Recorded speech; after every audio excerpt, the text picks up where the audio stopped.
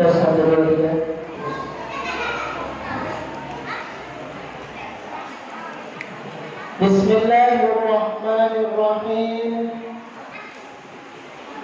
Assalamualaikum warahmatullahi wabarakatuh.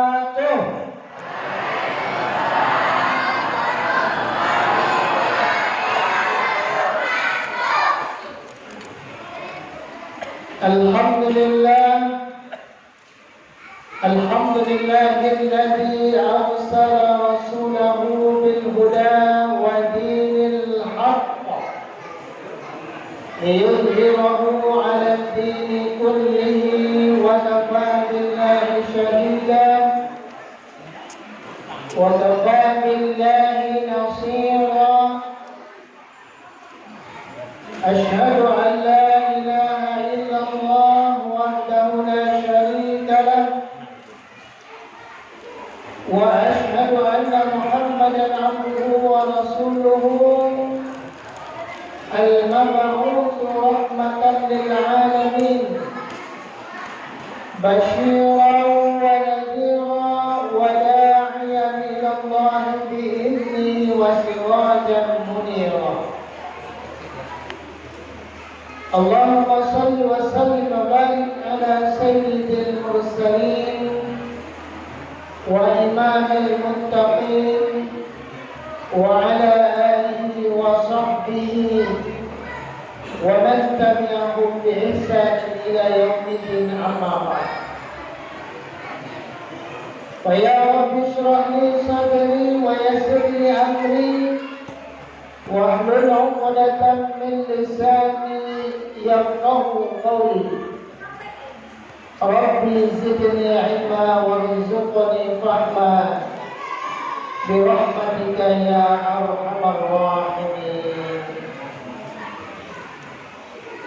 Hadirin jamaah peringatan Isra wal Mi'raj baginda Nabiullah Muhammad sallallahu alaihi wasallam. Para pengurus Masjid Ar-Rayyan yang kita muliakan dan dicintai oleh Allah Subhanahu wa taala, karena telah melaksanakan tugas mulia yang menjadi ciri orang yang beriman menurut Allah, di antaranya adalah yang bersedia memakmurkan rumah Allah, yang mau memakmurkan masjid, karena syiar agama ini, nampaknya agama ini itu terlihat dari makmurnya masjid. Alhamdulillah, pengurus begitu semangat untuk bisa menyukseskan acara kita pada malam hari ini. Alhamdulillah, sukses acaranya, amin. Sukses jamaahnya, amin. Sukses apa lagi? Pembangunannya, amin ya rabbal alamin. Sukses pula kota infaknya, karena biaya operasional lebih besar, ya Pak ya. Begitu juga dengan jamaahnya. Kalau pengurusnya semangat untuk membangunkan masjid, jamaahnya letoy lah, tidak ada gunanya kita membuat masjid yang megah. Maka antara pengurus dan jamaah, mudah-mudahan kita disatukan oleh Allah Subhanahu wa taala, dan di antara 7 golongan yang Allah nanti berikan naungan, rajulun mu'allaqun fil masjid, mereka yang hatinya terikat dengan masjid. Kalau ada orang yang bercerai dengan masjid hatinya, berpisah dengan masjid hatinya, Alhamdulillah, subhanallah, Mudah-mudahan kita ini hati kita terikat dengan masjid, apalagi Masjid Al-Royan, salah satu pintu yang nanti kita bisa masuk ke dalam surga melalui pintu Al-Royan. Amin. Amin ya Allah. Nah, makanlah kue dulu. Ada yang mau? Nanti bagi-bagi sama Ustaz.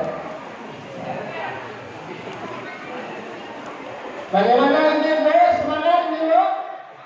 Iya, semangat. Walaupun cuaca hari ini cukup panas. Ya. Alhamdulillah. Kita bersyukur kepada Allah Subhanahu wa taala. Karena Allah Subhanahu wa taala menjanjikan kepada kita, walaupun Allah mengatakan orang yang bersyukur itu Pak tidak banyak. Qalilan ma tashkurun, kata Allah. Sedikit sekali orang yang bersyukur kepada Allah. Mudah-mudahan yang sedikit itu ada di masa tua. Karena kalau kita bersyukur, Allah janjikan apa? La in syakartum la azidannakum wa la in kafartum inna 'adzabi lasyadid.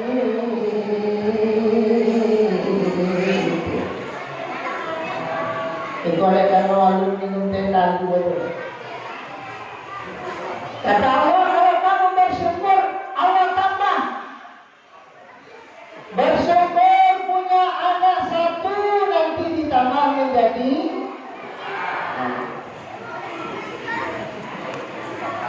bersyukur. Apa lagi? Bersyukur punya uang 1 juta, insya Allah nanti ditambah, kuncinya bersyukur. Bapak-bapak, bersyukur punya istri 1, nanti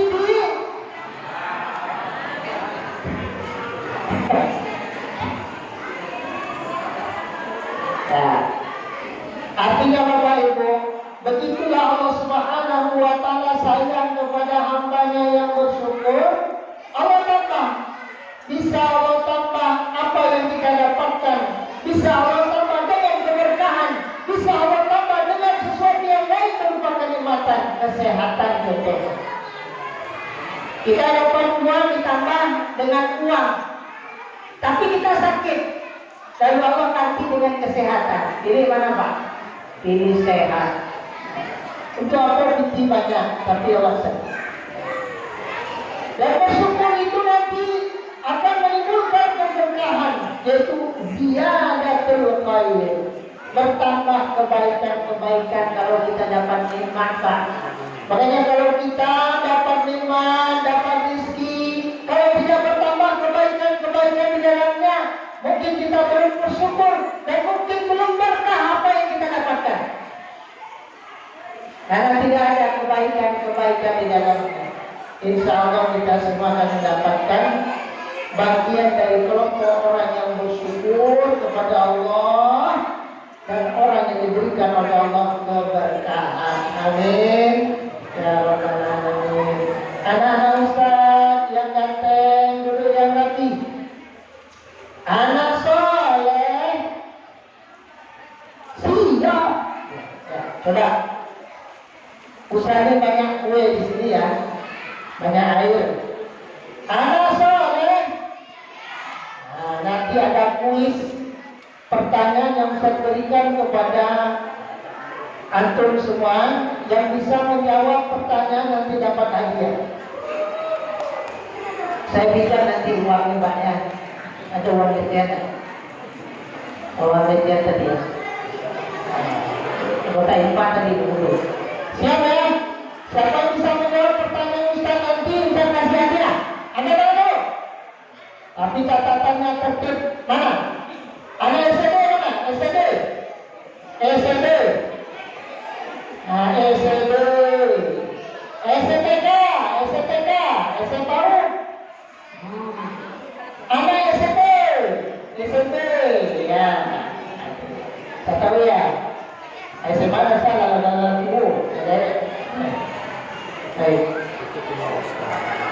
Salawat dan salam.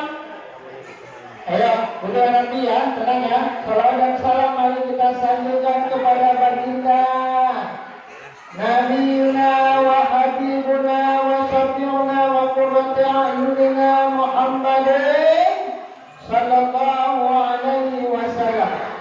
Mari kita bersalawat terlebih dahulu, bapak-bapak, ibu-ibu, anak-anak Ustaz, ayo kita salawat dulu.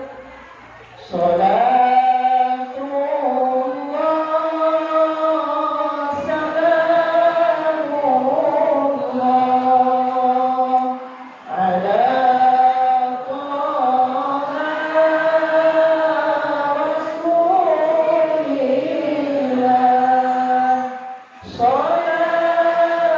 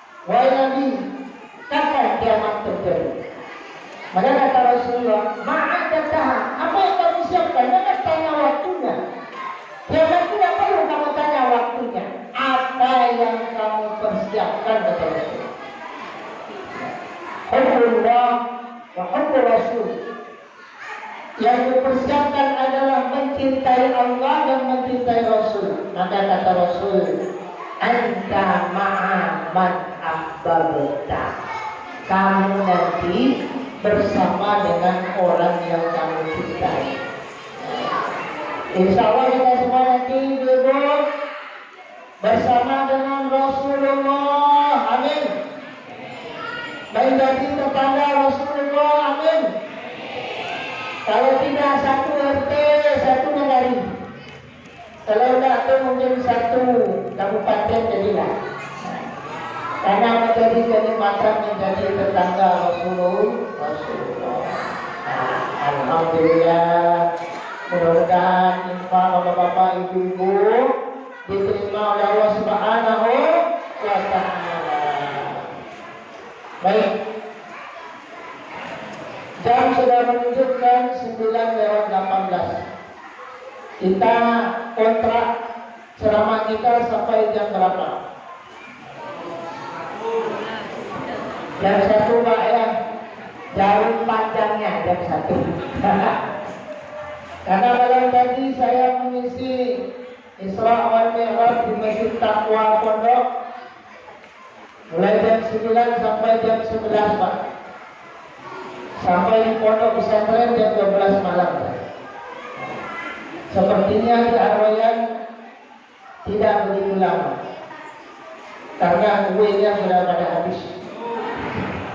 Kalau malam tadi panitianya pintar Pak. Kuenya jangan dibagi rantang-rantang dikumpulkan dulu di tengah-tengah. Ada pical, ada kolak, macam-macam nasi kotak. Kalau di situ tahu kuat sebenarnya. Banyak itu, aku tidak kuat. Dikumpulkan dulu. Nah selesai ceramah baru berkunyah-kunyah, baru makan-makan. Kalau itu biasanya kalau nggak selesai makan, itu udah deh. Ya kan? Tinggal dengan ceramah Ustaz lagi. Kalau dengan ceramah itu biasanya kalau sudah makan begini lagi.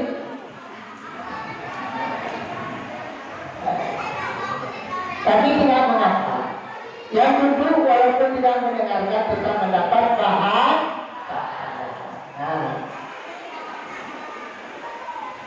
Rojak, kalau kita sudah masuk ke dalam rojak, apa yang terbayang oleh kita ibu? Apa yang terbayang oleh kita? Tidak ada lagi Ramadan begitu. Para sahabat dulu jangankan bulan Rajab, 6 bulan sebelum Ramadan mereka sudah merasa dekat dengan Ramadan. Kalau kita, alhamdulillah, kasih banyak. Mudah-mudahan banyak rezeki. Masya Allah. Kalau kau tidak bisa dibagi dulu, NCA-nya, ada baliknya, Ustaz Taufik Malik Sulaiman. Jadi apa yang terbayang oleh kita kalau sudah masuk bulan Rajab? Sudah begitu dekat Ramadan. Apalagi sudah masuk 27 Rajab. Kita ini 27 Rajab ya. Udah lewat dah malam tadi ya. 28 Rajab. Hitungan 3 hari lagi sudah kita meninggalkan bulan Rajab. Berarti kita masuk bulan Syakban. Maka 30 atau 29 hari lagi kita memasuki bulan Ramadan. Begitu sebenarnya yang harus ada dalam pikiran kita. Makanya di bulan Rajab diunjurkan, disunahkan, dibanyakkan membaca doa. Ada Ustaz ini. Coba, ada yang tahu nggak doa Rajab? Yang SD tahu doa Rajab nggak? Ada yang tahu doa Rajab? Doa Rajab tahu? Doa tidur jauh. Badan dagang berarti kancang lalu. Doa makan tahu? Oh tahu, itu Raja makan dulu. Oh tahu. Ibu tahu doa Rajab bu? Bu? Tidak tahu tak? Doa apa ibu tahu? Doa menerima fiti Ustaz. Alhamdulillah. Doa yang dianjurkan di bulan Rajab itu singkat doanya. Allahumma barik lana bima razaqtana wa qina. Ini doanya. Saya Ustaz. Allahumma barik lana fi Rajab wa Sya'ban wa ballighna Ramadan wa ghfir lana dzunubana. Coba diulangi dulu. Allahumma barik lana fi Rajab wa Sya'ban wa ballighna Ramadan wa ghfir lana dzunubana. Supaya mudah dihafal kita baca dengan irama. So kalau pakai lagu-lagu baca apa ulang. Jadi kalau datar saja seperti itu banyak yang lupa. Apalagi ibu, ya. Allahumma barik lana fi Rajab wa Sya'ban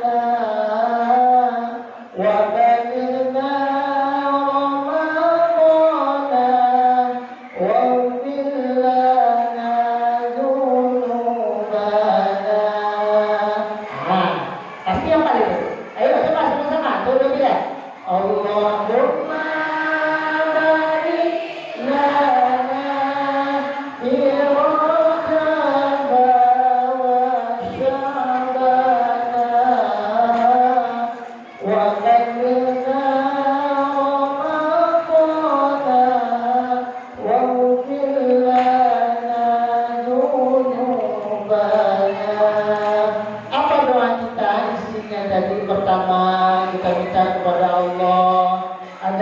kita diberkahi di bulan Rajab. Kenapa? Karena bulan Rajab itu adalah bulan haram. Berapa belas bulan pun diciptakan oleh Allah. Bulan-bulan itu diciptakan oleh Allah, bukan begitu saja ada. Allah ciptakan berapa belas bulan? 12 bulan. Kalau yang 9 bulan itu biasa ibu melahirkan. 12 bulan. Dari 12 bulan itu ada 4 bulan. Namanya bulan haram. Bahwa syahrul haram. Yang pertama Zulqa'dah, Zulhijjah, Muharram, kemudian Rajab. Dan bulan haram itu punya keistimewaan. Bulan Rajab punya keistimewaan, di mana di dalamnya Allah lipat gandakan perbuatan baik kita pahalanya. Namun Allah lipat gandakan pula dosa dari perbuatan jahat kita balasannya. Jadi adil. Oleh karena itu bulan Rajab itu sesuai dengan apa yang ditulis di dalam kitab Fathul Bari, dijelaskan bahwa Rasulullah SAW mengatakan Rajab syahrullah. Rajab itu bulannya Allah. Wa Sya'ban syahri, kata Rasulullah. Sya'ban itu bulanku. Wa Ramadan syahrul ummati. Dan Ramadan itu adalah bulan umatku. Rajab bulannya Allah, Sya'ban bulannya Rasul, Ramadan bulannya umatku, kata Nabi. Apa maknanya? Bahwa bulan Rajab itu bulannya Allah, maka kita harus banyak-banyak beristighfar kepada Allah Subhanahu wa Ta'ala. Banyak-banyak meminta ampun kepada Allah Subhanahu wa Ta'ala. Apalagi baru-baru ini kita sudah dikasih cobaan gempa. Terasa gempa kemarin, Pak? Terasa kan? Nah, pagi-pagi, ya kan? Bencana, banjir dan sebagainya. Baik dosa yang kita lakukan secara zahir atau dosa yang kita lakukan secara sir dalam hati kita. Kita harus banyak beristighfar kepada Allah Subhanahu wa Ta'ala. Baik, Bapak dan Ibu yang dirahmati Allah Subhanahu wa Ta'ala, kalau kita bicara peristiwa Isra dan Mi'raj, tidak bisa kita lepaskan 3 surat di dalam Al-Quran. Pertama, surat Al-Isra atau surat Bani Israel. Yang kedua, surat An-Najm ayat 13 sampai 18. Yang ketiga, surat Al-Ma'arij ayat 1 sampai 5. Karena ayat-ayat itu secara langsung menjelaskan peristiwa Isra dan Mi'raj. Surat Al-Isra bisa juga dinamakan dengan surat Bani Israel. Kenapa dikatakan surat Al-Isra? Karena dia berbicara tentang peristiwa Isra. Kenapa kemudian bisa juga disebut dengan Bani Israel? Karena surat Al-Isra bercerita tentang kaum Israel, Bani Israel yang ngeyel, yang payah ngaturnya, ya. Dan Bani Israel adalah kaum yang paling banyak diutus oleh Allah para nabi dan rasul. Jadi Pak, paling banyak nabi diutus kepada siapa? Kepada Bani Israel. Nah, sementara nabi yang terakhir ini bukan dari golongan Bani Israel. Makanya orang Bani Israel, orang Yahudi tidak mau beriman kepada Nabi Muhammad. Karena sombong dia. Oh, Nabi Musa, Nabi Harun, Nabi Yahya, ya, Nabi Nuh, itu dari Bani Israel, dari kaum kami. Tiba-tiba datang Nabi Muhammad. Dari mana? Bukan dari Bani Israel. Seorang lelaki yang kemudian Allah pilih di mana di Jazirah Arab. Dan garis keturunannya adalah dari Ismail alaihissalam. Maka orang Yahudi tidak mau menikahi mereka. Kalau misalnya Nabi terakhir itu dari kaumnya, mungkin dia akan beriman. Nah, sombong orang yang itu. Ya. Nah, di dalam ayat ini tadi diminta diisi sama Pak Imam kita untuk membacanya. Mau ibu dengarkan saya baca Quran? Fa'idha quri'a al-Qur'ana fa'ansitu la'allakum turhamun. Kalau dibaca Al-Quran, dengarkan, ya, diam, insyaallah kita akan dapat rahmat. Ya. A'udzu billahi minasyaitonir rajim.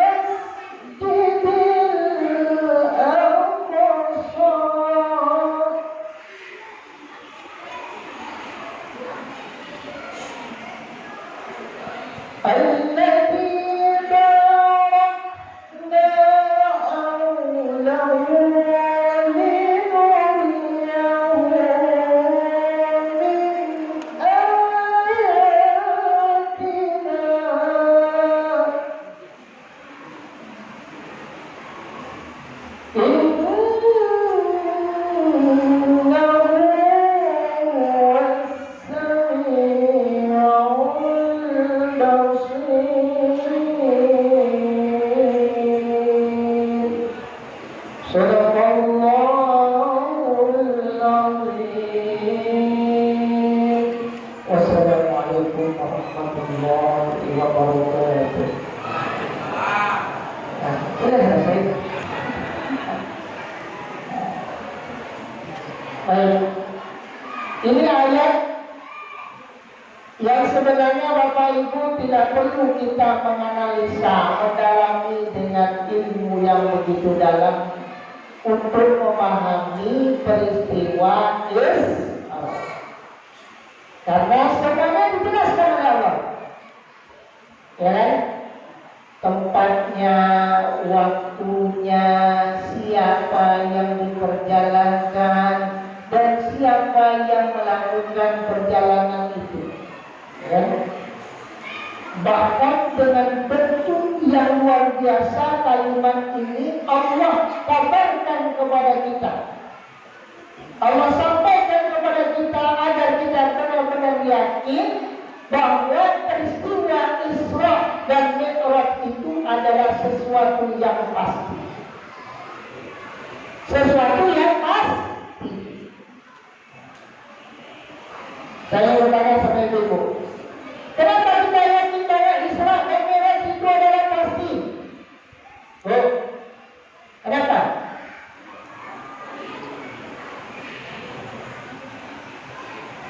Ibu-ibu ada yang TKI boleh. Saya jawab, karena beritanya pasti. Kita lihat ini kalau beritanya pasti. Coba kalau kita memang berita hoak, Pak. Ya hoak, itu bohong, cari ledak. Mau masuk di kan banyak sekarang. tutorial supaya glowing. Pakai baking soda, kasih kuning telur ayam, ditambah dengan saus, maka oleh sebab keluarga, insya Allah wajah ibu akan glowing. Percaya ya Bu? Kan banyak orang sekarang supaya banyak yang nge-like apa itu, padahal itu tidak benar. Kalau Al-Quran kita yakin peristiwa Isra dan Mi'raj itu benar adanya, pasti adanya, karena Al-Quran itu adalah berita yang paling pasti, berita yang paling benar, tidak ada kesalahan di dalamnya. Makanya apa saja kata Al-Quran tadi harus kita yakini, begitu caranya. Tak boleh kita yakin saja dengan peristiwa Isra dan Mi'raj, tapi kita tidak yakin dengan peristiwa yang lain. Tidak yakin dengan adanya hari kiamat, tidak yakin adanya hari pembalasan, tidak yakin adanya hukuman Allah di dunia dan di akhirat. Nah, berarti keimanan kepada Al-Quran kita bermasalah, Pak. Orang Islam banyak seperti itu sekarang, Pak. Kalau dengan ayat-ayat mati, kematian dia yakin. Dibaca sama Ustaz, dibaca sama Mubayyid. Wa idza jaa ajaluhum la yastakhiruna sa'atan wa la yastaqdimun. Kalau ajal telah tiba, maka tidak bisa dimajukan, tidak bisa dimundukan. Gimana Ustaz, gimana? Tapi kalau sudah bicara yang lain, ngatur hidupnya di dunia, mulai mengerengkang, Pak. Dan saya dia dengan Al-Quran. Apa contoh? Kita mulai masuk contoh sekarang. Ini video sekarang ngaji, ya. Apa kata Allah di dalam Al-Quran? Di dalam Al-Quran Allah menggunakan kata-kata kutiba. Ya ayyuhalladzina amanu kutiba alaikumusiyam. Hai orang-orang yang beriman, diwajibkan atas kamu berpuasa. Pakai kutiba. Sama-sama pakai kutiba. Apa ada ayat yang lain pakai kutiba? Ada. Ya ayyuhalladzina amanu kutiba alaikumul qisasu fil qatl. Hai orang-orang yang beriman, diwajibkan atas kamu apa? Untuk menerapkan hukum qisas dalam pembunuhan. Nah, kalau itu bagaimana Bu? Gitu kan? Kenapa ada perbedaan sikap kita dengan ayat itu? Padahal sama-sama minallah ta'ala, bahkan sama dalam satu surat, dalam satu juz ayat itu. Karena keimanan kita bermasalah. Apa yang qisas itu Bapak Ibu? Qisas itu dalam Islam adalah hukuman. Hukuman yang adil menurut Allah dan adil menurut manusia. Orang yang membunuh, bilangnya karena itu kan, orang yang membunuh kalau dia tidak dapat maaf dari korban, karena orang yang dilakukan Pak, terus salah, kan ada ya, terus salah dihukum dia kasihan. Ini udah sengaja juga untuk anak boleh. Tapi kalau zaman sekarang Pak, ngeri. Seperti kasus yang di Palembang itu, anak anggota TNI dibegal, diambil motornya, ditembak dengan senjata. Perempuan Pak, kalau saya minta balas hukuman mati. Anak sedang kuliah, gadis lagi bunuh, ditembak. Ya, maka Allah mengatakan di dalam ayat itu apa? Hikmah hukum qisas itu adalah kata Allah, walaupun qisas hayatun, dan di dalam qisas itu kata Allah hayatun, ada kehidupan. Kalau hukum itu adil, hukum itu memuaskan keadilan, hukum itu menghadirkan keadilan, maka orang akan puas, orang akan berpikir untuk melakukan pembunuhan. Ini mudah sih orang membunuh orang hanya gara-gara sepele. Anak membunuh ayah, bini membunuh laki, lagi membunuh bumi, ya lah, mintuo membunuh minanku. Hanya gara-gara sepele.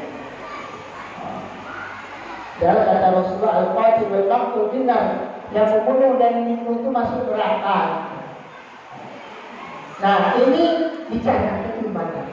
Makanya keimanan kita kepada Al-Quran, apa yang diberitakan Al-Quran, baik itu tidak bisa kita jangkau oleh akal kita. Tak bisa kita jangkau akal kita. Ya, nanti peristiwa Isra dan Mi'raj itu terjadi seperti dijelaskan oleh Allah.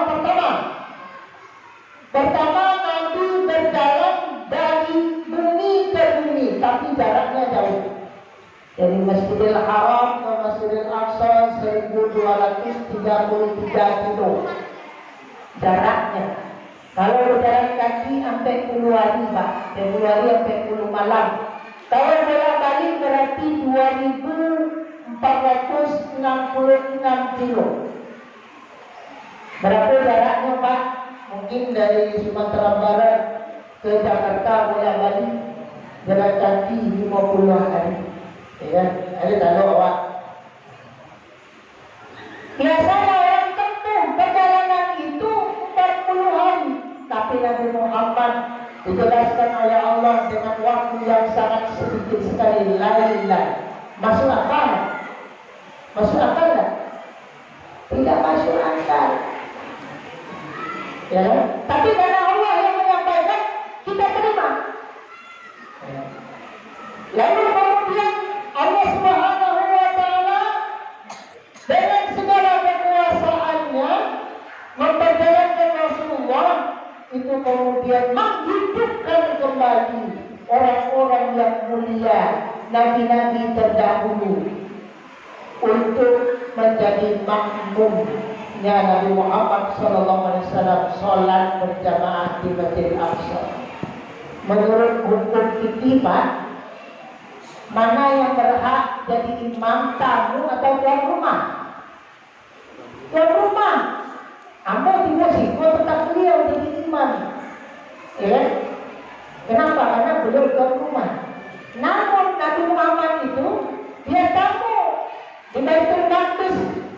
Tadi beliau diminta untuk menjadi imam. Oleh siapa? Oleh Nabi Musa, oleh Nabi Isa. Yang itu jadi imam. Silakan. Ya. Kalau tidak dengan berita Al-Quran tidak yakin. Tapi karena Al-Quran yang menyampaikan kita yakin. Karena semuanya atas kekuasaan Allah Subhanahu wa Ta'ala. Lalu sesudah sholat, tiba-tiba disuguhkan Nabi Muhammad minuman. Yang pertama arak sebelah kita. Itu ada. Dan sebelah semua susu. Nabi Muhammad minum susu. Awak minum teh tadi. Bismillahirrahmanirrahim.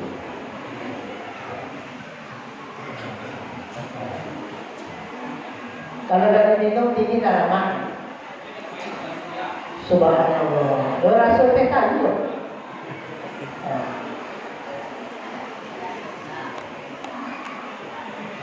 Ternyata pilihan Nabi itu adalah pilihan yang pas sesuai dengan fitrah. Fitrah manusia. Fitrah manusia itu adalah kecenderungannya baik, Pak. Kalau dia jadi buruk, ini yang salah. Kecenderungan manusia itu fitrahnya untuk menjadi makhluk yang baik.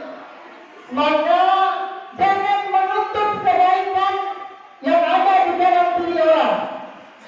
Orang yang baru mulai ke masjid, tentu mohon maaf, kadang-kadang sholatnya lalu oleh, ya, takbirnya sebagian ada,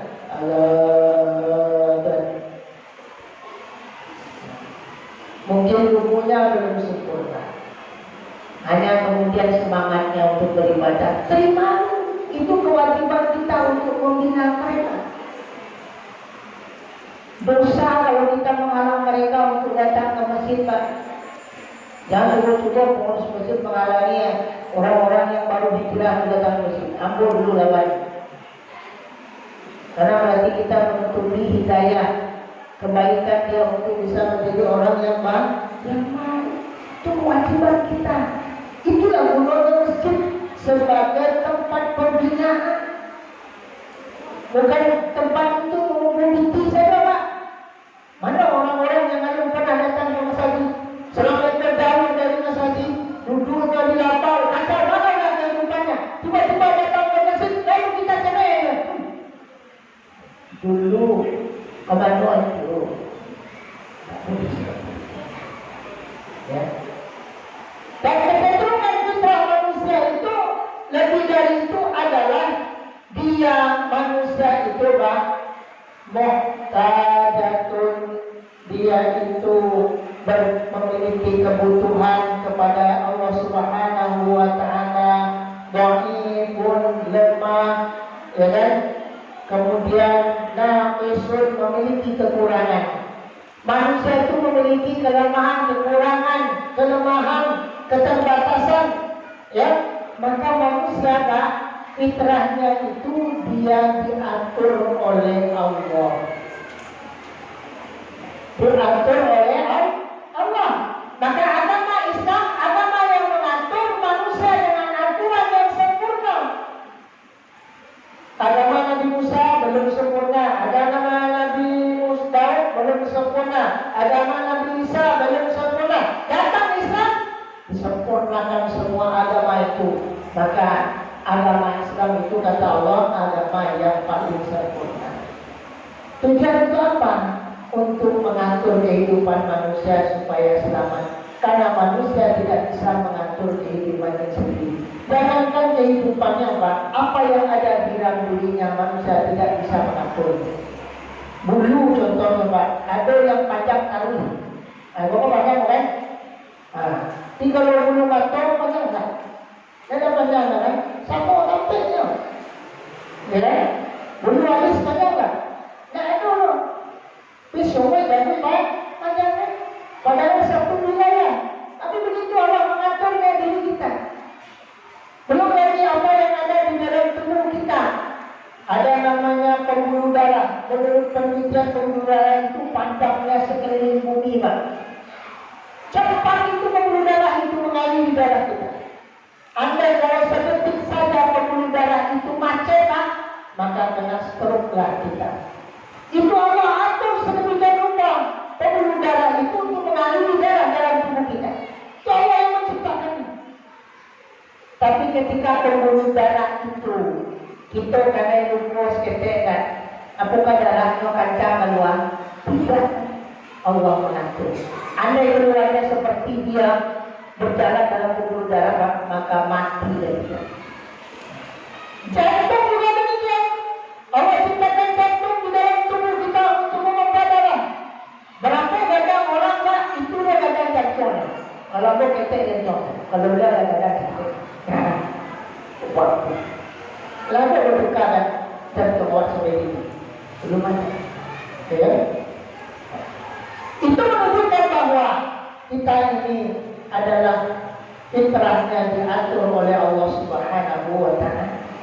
Maka ikuti kemauan Allah, ikuti kehendak Allah Subhanahu wa taala kalau kita ingin selamat.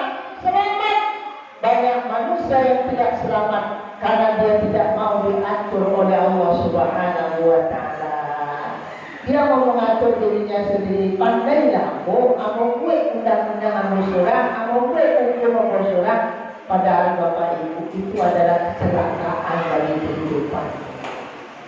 Ya. Itu yang berikutnya.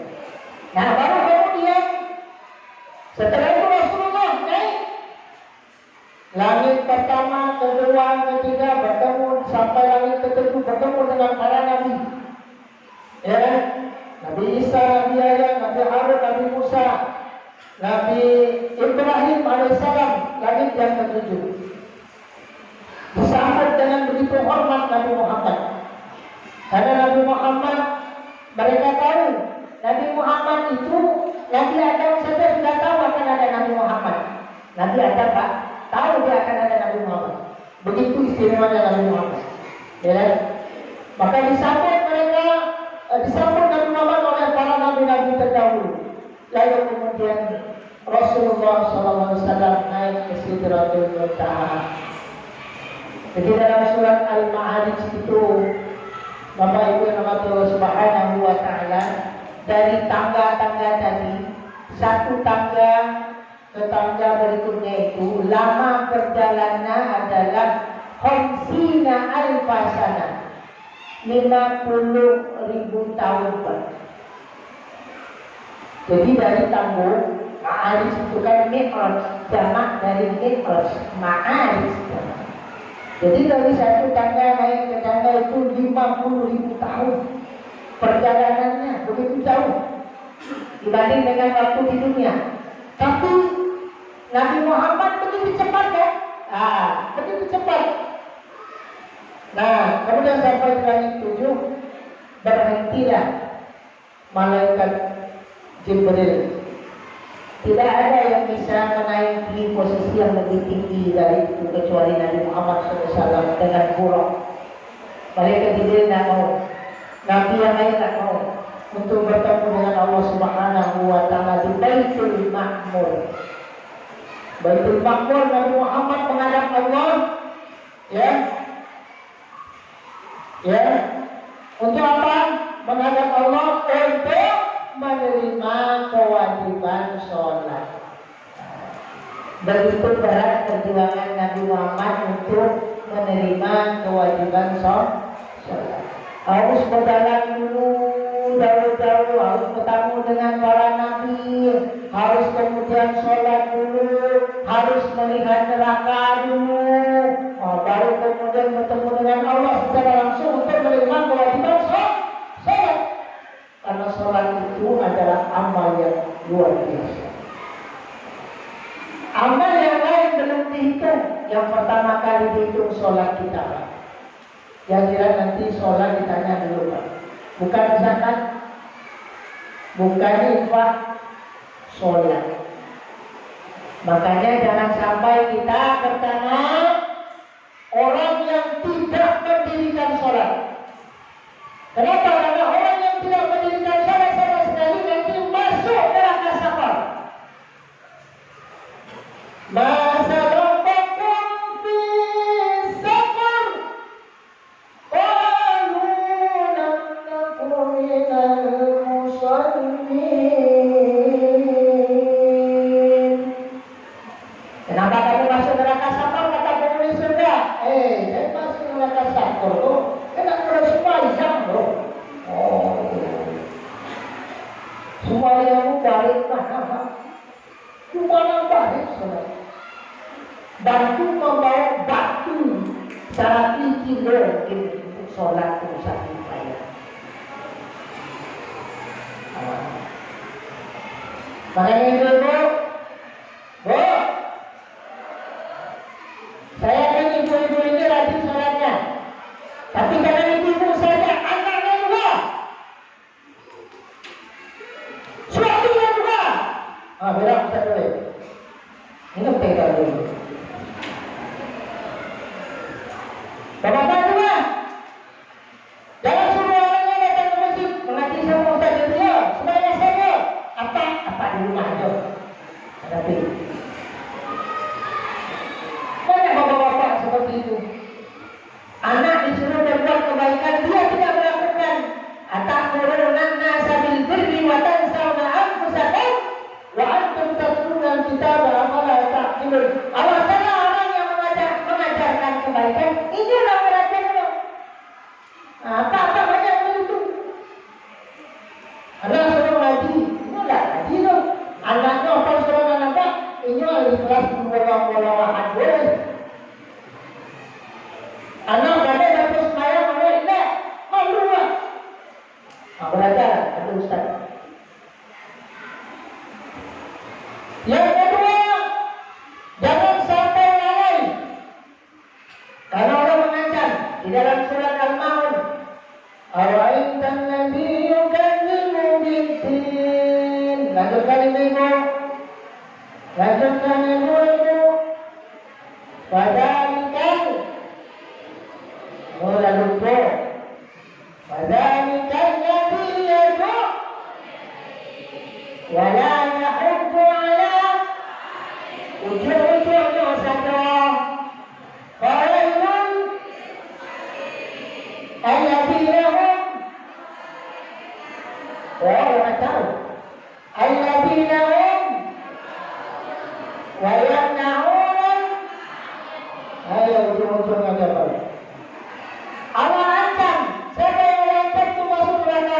Fawailul lil musallin, orang yang lalai dalam salat itu masuk dalam neraka. Why? Yang pertama, lalai dari sisi waktu.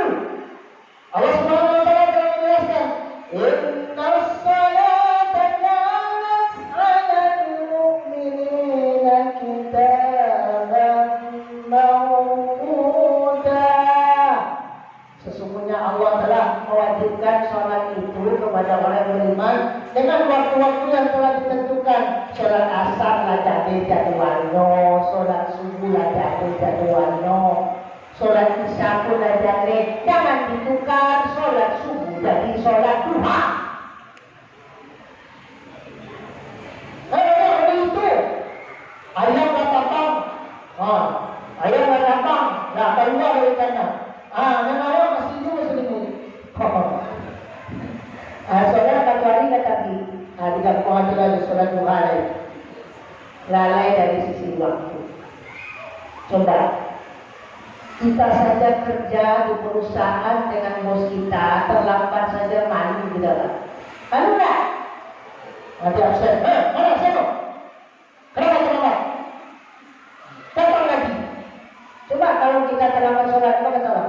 Potong oksigen. Jatah oksigen kan kurangi. Apa itu? Potong oksigen. Potong jatah duit. Tapi Allah tidak seperti itu. Coba, jadi kita itu bagaimana memperintahkan mengutamakan panggilan Allah. Idza sami'tumun nida'a fa'ajibu da'iyallah. Kalau Tuhan Allah yang memanggil, penuhi. Yang memanggil itu Allah, walaupun yang nazar ke dia. Allahu Akbar, Allahu Akbar. Selanjutnya itu azan, tak baik urusan ini. Pokoknya azan itu bagus-bagus suaranya, jangan yang tua-tua. Banyak usul kasetnya. Allahu Akbar, Allahu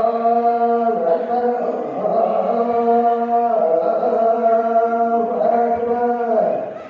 As-salatu khairun minal nawm.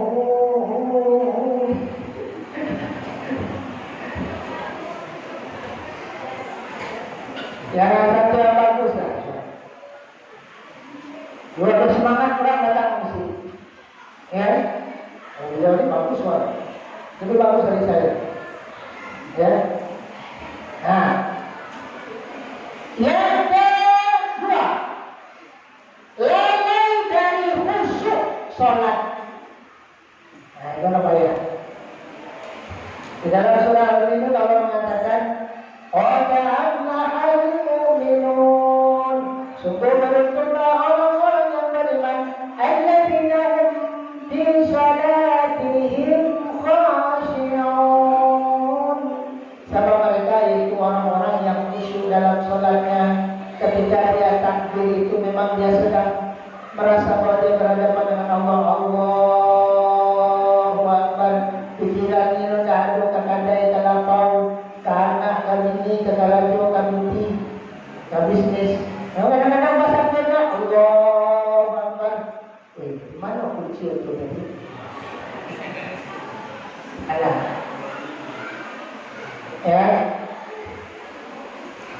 Rukunnya dipenuhi supaya khusyuk. Rukun qaulinya dibaca, Pak. Ada orang sholat tidak membaca, ada? Allahu Akbar.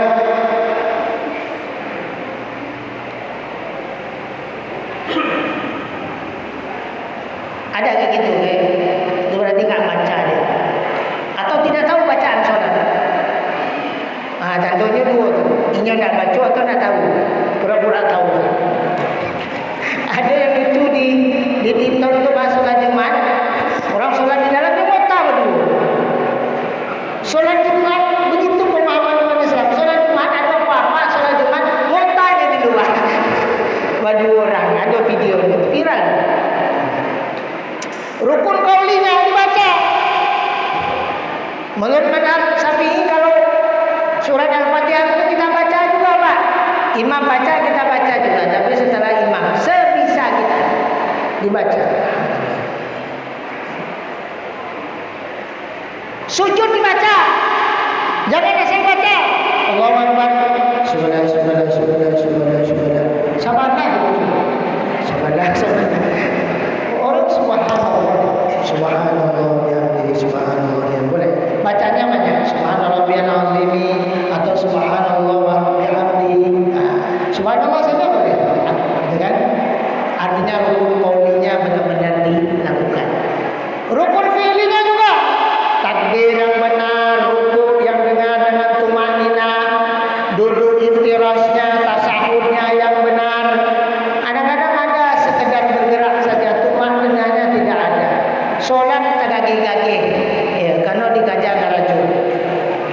Rukun qalbi, nah qalbi di sini menghadirkan jiwa kita, hati kita dalam ibadah. Kenapa Bapak Ibu? Karena kalau Nabi Mi'raj bertemu dengan Allah, memang bertemu langsung dengan Allah. Melihat Allah langsung. Dengan roh, dengan fisik beliau. Mi'rajnya orang mukmin apa? As-salatu mi'rajul mu'minin. Salat itu mi'rajnya orang mukmin. Maka kalau kita ingin bertemu dengan Allah, berdialog dengan Allah, medianya, jalannya adalah sholat wajib ke pasti. Kalau ingin lebih mantap lagi, sholat tahajud Pak. Nah, urang lalu saudara. Aniang saudara, awak jago. Ambil itu sholat tahajud. Sholat tahajud 2 rakaat. Apa hajat itu?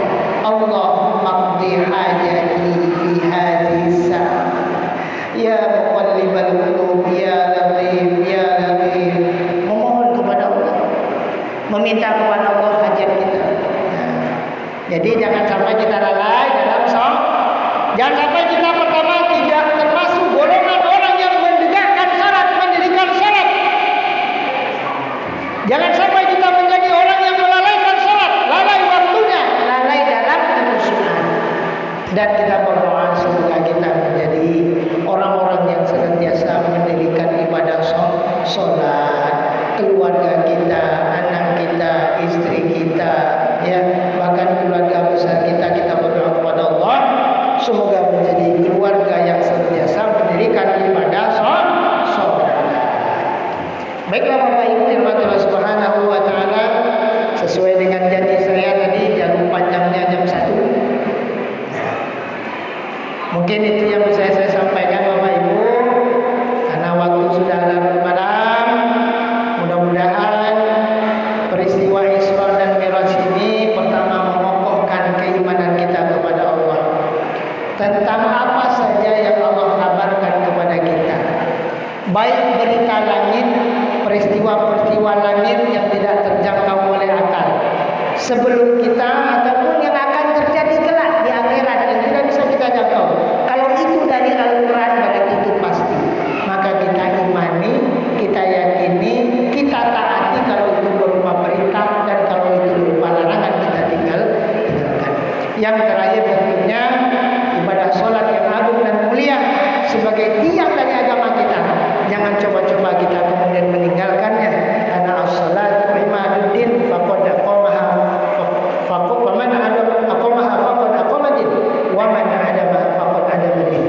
Siapa yang menegakkan sholat, maka dia telah menegakkan agama.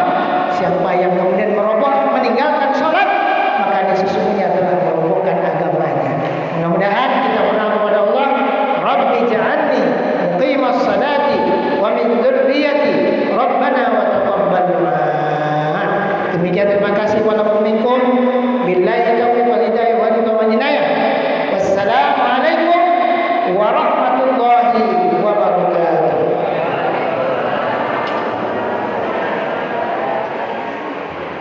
Lari kuisnya nanti lah pagi. Nanti kuisnya.